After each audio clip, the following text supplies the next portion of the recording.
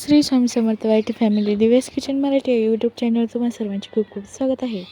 आज आपण बघणार आहोत अगदी बाजारात गाड्यावरती मिळतं त्यासारखीच भेळ घरच्या घरी तेही झटपट तयार करूयात.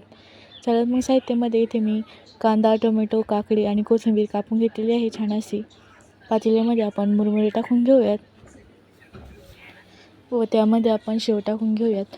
इथे मी लसूणी शेव टाकलेली आहे, तुम्ही कोणत्याही प्रकारची टाकू शकता.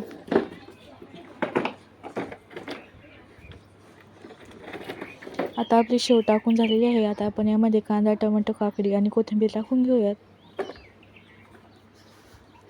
व त्याचबरोबर टेस्ट वाढण्यासाठी मॅगी मसाला, चाट मसाला आणि काळे मीठ टाकून घेऊयात.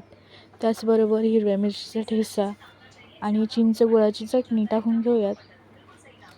चिंच गुळाची चटणीची रेसिपी दिव्यास किचन मराठी या चॅनलवर तुम्हाला भेटून जाईल.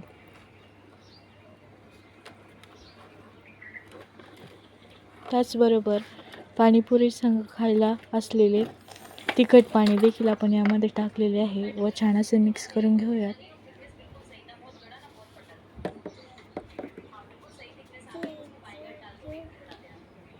आपण यामध्ये चिंच गुळाची चटणी आणि थोडी टाकलेली आहे व छान असे परत मिक्स करून घेऊयात.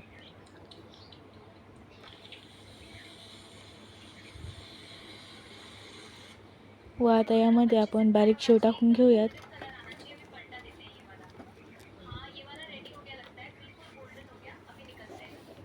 व पुन्हा छान असं मिक्स करून घेऊयात.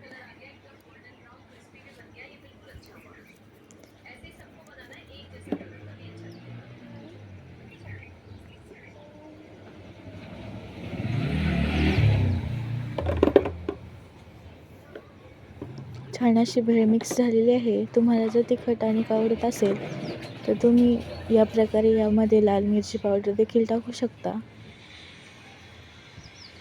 आता आपण चवीनुसार मीठ देखील टाकून घेऊया व छान असं पुन्हा एकदा मिक्स करून घेऊयात.